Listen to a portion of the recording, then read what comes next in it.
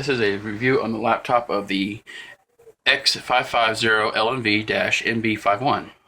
You'll see this laptop suggested all over Reddit, and this suggests a laptop subreddit, and it's pretty much a really highly recommended laptop. The actual top of it, as you can, I don't know if you can see in the light, it's got like a really weirdness to it. It's a fingerprint magnet definitely for sure. The specs are, it's really good. It's a Core i5 4210 with a 1.7 gigahertz processor and turbo boosts up to 2.7.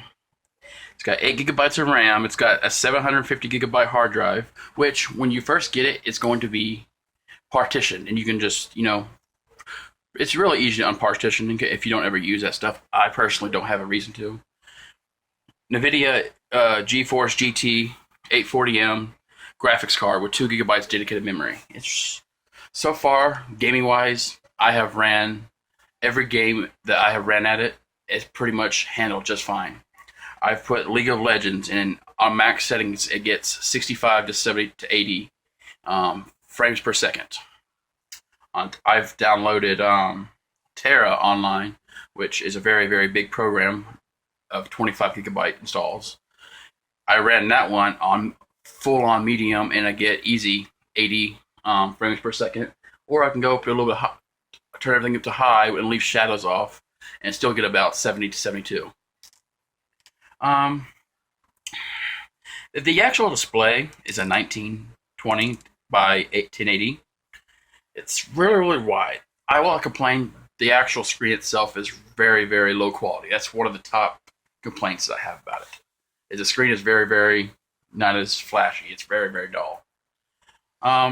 It comes with Windows 8.1 already installed. Mine came all the way up to date. It didn't have any install or updates anyway. That's really helpful. It's got a DVD, CD-RW, and a DVD-RW, obviously. CD-ROM drive on the side.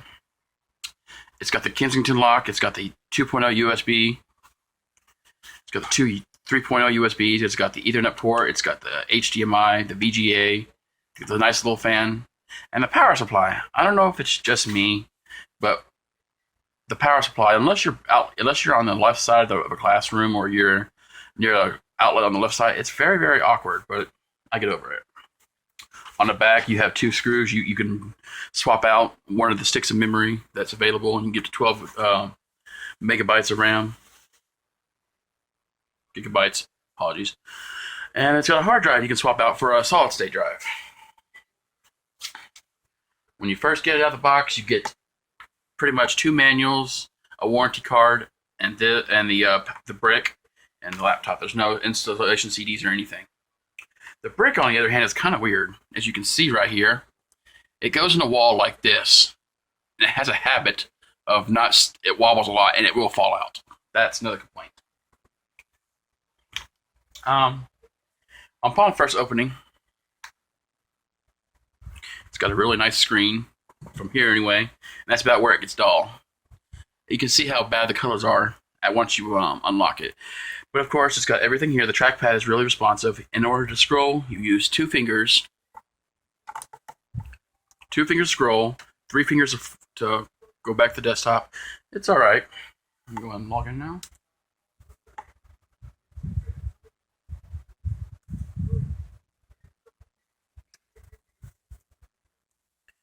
All right.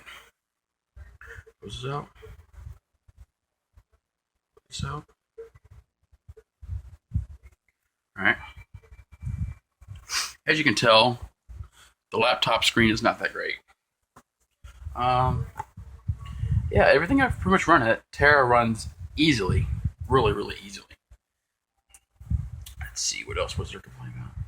Of course, you get the Windows Metro, which I pretty much disabled that. I don't even have to use that anymore. But yeah, my top complaints right now for this laptop are the, of course, power supply brick, the screen,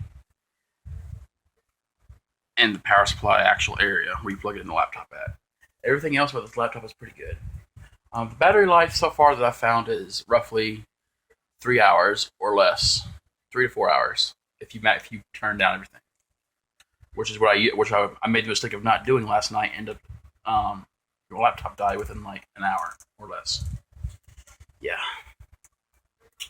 but yeah, you can't downgrade. That's one. You can down. Let me rephrase it. You can downgrade to Windows 7, but it's going to be virtually impossible. So there's no driver support for ASUS on the website for anything lower than Windows 8. So you're pretty much stuck with this. I suggest when you first get the laptop to go ahead and do a clean install. I have yet to do that, partially because I don't have a big enough thumb drive laying around. But it's very easy to do, and there was quite a bit of bloatware. Let's see. Of course, when you first sign in, you got one. I cannot get rid of OneDrive. OneDrive is really, really annoying. It will not install. It keeps trying to stay on there. And of course, you know how Windows is. But everything else runs just fine. If you have any questions, just leave comments in the description below, and I'll be happy to answer anything I can.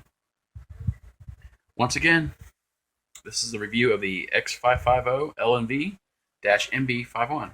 Thank you.